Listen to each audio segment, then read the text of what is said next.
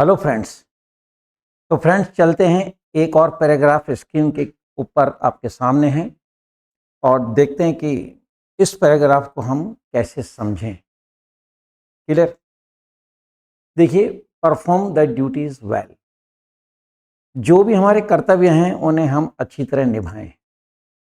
रूप कोई भी हो सकता है, maybe in the form of father, maybe in the form of brother, maybe in the form of son, है ना। फीमेल है, maybe the form of mother, sister, what. हर आदमी को अपनी ड्यूटीज अच्छी तरह निभानी चाहिए।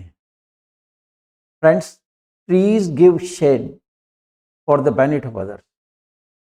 पेड़ छाया देते हैं दूसरों के लाभ के लिए, दूसरों को राहत देते हैं छाया देकर। And while they produce fruit, और जब वो फल पैदा करते हैं, बाय विच अदर्स प्रॉफिट, जिससे लोगों को लाभ होता है, व्यापार में भी और खाकर स्वस्थ हेल्थ के लिए भी।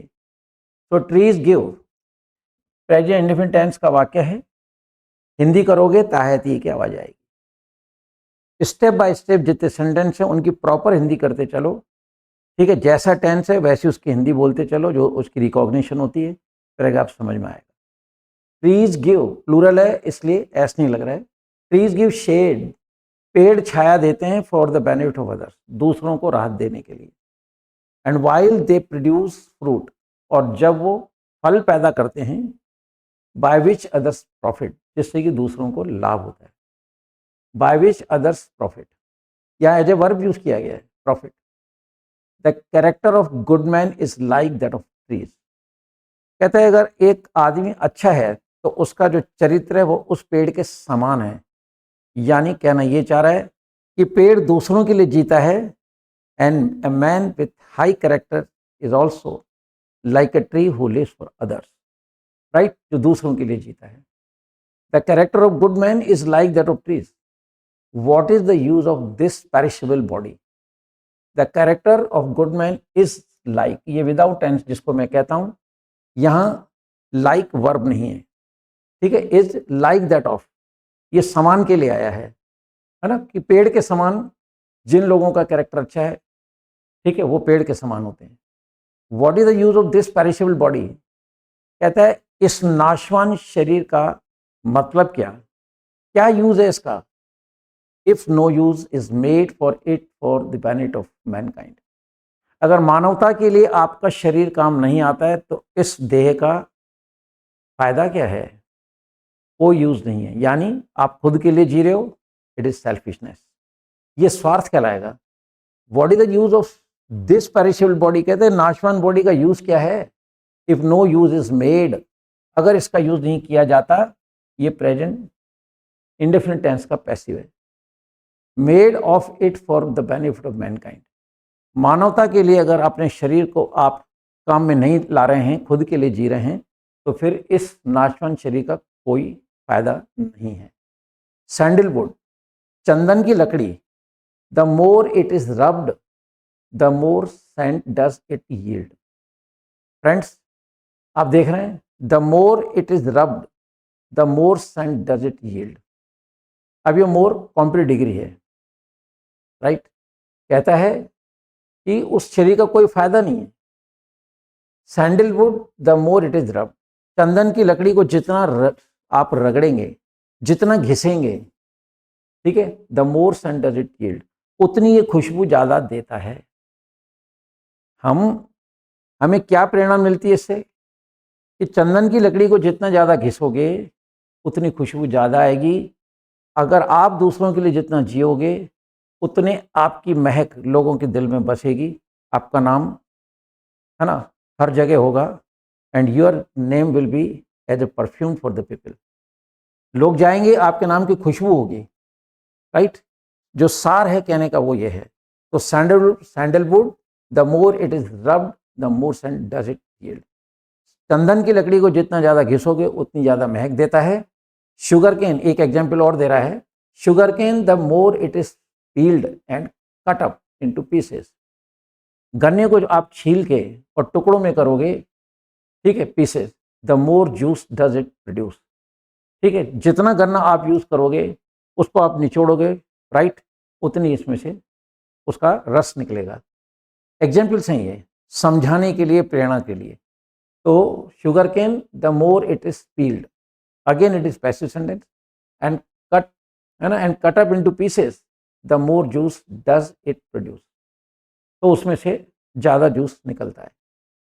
The man who are noble, the man who are noble, व्यक्ति जो श्रेष्ठ हैं, अच्छे हैं, राइट, श्रेष्ठ लोग। The man who are able at heart do not lose their qualities even in losing their life. ये व्यक्ति, द मैन प्लूरल है, the man who are noble at heart, जो लोग दिल के साफ हैं, दिल से मतलब महान हैं, राइट, डू नॉट लूज, इसका उच्चारण लूज है, लॉस नहीं, इसको लूज बोलेंगे। एक होता है LOOS, वो लूज एडजेक्टिव है, उसका मीनिंग है ढीला, यहाँ पे लूज का मतलब खो देना, है ना। Heart, do not lose their qualities even in losing their life. कहते हैं ऐसे लोग अगर खुद का जीवन दाव पे लगा भी देते हैं ना, तो अपनी खुशबू नहीं खोते वो। They do not lose their qualities, उनकी क्वालिटीज, कलाम साहब मतलब जो चले गए, रतन टाटा साहब चले गए, मनमोहन सिंह जी चले गए, ये जो भी एक प्रोमिनेंट पीपल थे, ठीक है, ये देही से गए हैं पर आज जिंदा हैं। इनकी qualities even today are alive, आज भी लोग उनको याद करते हैं। तो do not lose their qualities even in losing their life, कि वो अपनी जीवन की परवाह नहीं करते हैं, उनकी क्वालिटीज जिंदा रहती हैं। What matter it whether man praise them or not. कहता है ये जो हाई मतलब जो प्रोफाइल लोग होते हैं, राइट, लोग उनकी तारीफ करें न करें, उनको इससे कोई मतलब नहीं होता है। They are always busy to perform their duties well, just to make place in the hearts and rule over the minds of the people even after their death. तो देखिए, the man who are noble at heart do not lose their qualities, वो अपनी qualities नहीं खोते हैं, even in losing their life, वो मर भी जाते हैं तो। व्हाट मैटर, कहते हैं क्या फर्क पड़ता है, it whether man praise them or not, उनको इस चीज की परवाह नहीं है। They don't bother whether people are loving or hating, no, क्योंकि वो इस लेवल पे खड़े होते हैं कि इस तरह की चीजें उन पे कोई असर नहीं करती हैं। Clear, praise them or not. What different does it signify, what difference does it signify whether they die at this moment or whether their lives are prolonged, right। कहता है कि देखो, what different does it signify, उनका जो मतलब difference है वो signify कैसे होता है, whether they die at the moment, अगर वो काम करते मर भी जाएं, और whether their lives are prolonged, right, और उनका जो है जो जीवन है वो बहुत लंबा चलता है। प्रोलॉन्ग मतलब दीर्घकालीन, बहुत लंबे समय तक, यानी कि वो कहते हैं कि जब तक ये कलाम साहब, रतन टाटा जी, मनमोहन सिंह जी, इनके लिए एक डायलॉग बोलते हैं कि जब तक सूरज चांद रहेगा कलाम तेरा नाम रहेगा, जब तक सूरज चांद रहेगा रतन टाटा का नाम रहेगा, जब तक सूरज चांद रहेगा मनमोहन सिंह तेरा नाम रहेगा। ऐसे लोगों के लिए ये डायलॉग बोले जाते हैं। तो प्रोलॉन्ग्ड मतलब दीर्घकालीन जिंदे हैं, वो देही से नहीं है, पर उनको इतिहास नहीं भूल सकता है, इतिहास में उनका नाम स्वर्ण अक्षरों में लिखा जाता है। हैपन व्हाट में, कहता है कुछ भी हो, those who treat in the right path will not set foot in any other, जो लोग सही रास्ते पे चल रहे हैं वो अपना पैर दूसरी तरफ नहीं डालते हैं, वो अपना मकसद जो सेट होता है उसी पे चलते हैं, right. Life itself is unprofitable to a man who does not live for other. देखिए कितनी अच्छी बात है, life itself is unprofitable to a man. कहते हैं एक व्यक्ति का जो जीवन है वो लाभहीन है, वो लाभहीन है to a man who does not live for other. कहता है उस व्यक्ति का जीवन बेकार है, उस जीवन का कोई लाभ नहीं है जो दूसरों के लिए नहीं जीता है, जो दूसरों की पीड़ा को नहीं समझता है। The man is not man who does not feel the एग्नी of other. दूसरों की पीड़ा अगर नहीं सहता है, नहीं मतलब जो फील करता है, मैन इज नॉट मैन। तो not live for other, to live for the mere sake of living one's life.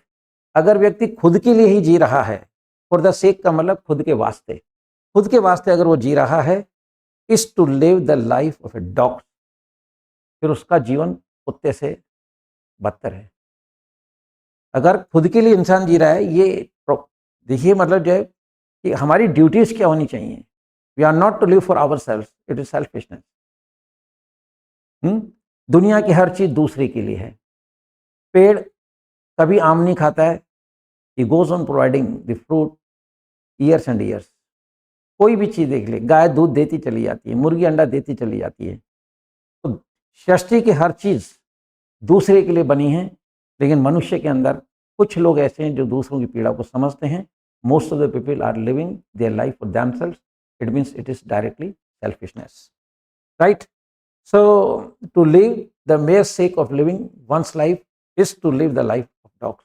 तो ऐसे व्यक्ति का जीवन कुत्ते के समान माना जाता है। Those who lay down their lives for the sake of others, कहते हैं व्यक्ति जो दूसरों के लिए जीते हैं, will assuredly dwell forever in a word of bliss। कि ऐसे लोग जो हैं will assuredly dwell का मतलब रहना, reside, live, ठीक है, forever हमेशा, in a word of bliss, ये आनंद की दुनिया में हमेशा, ठीक है, ये आनंद की दुनिया में हमेशा उनको याद किया जाएगा। उन पर विश्वास हो जाता है कि ये लोग कुछ करके गए हैं।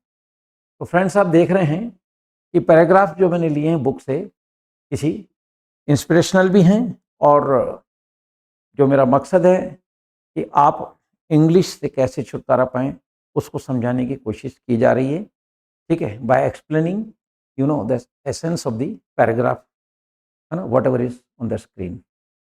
So friends, once again I'll say it is very easy to be fluent in English. What you need, you have to decide.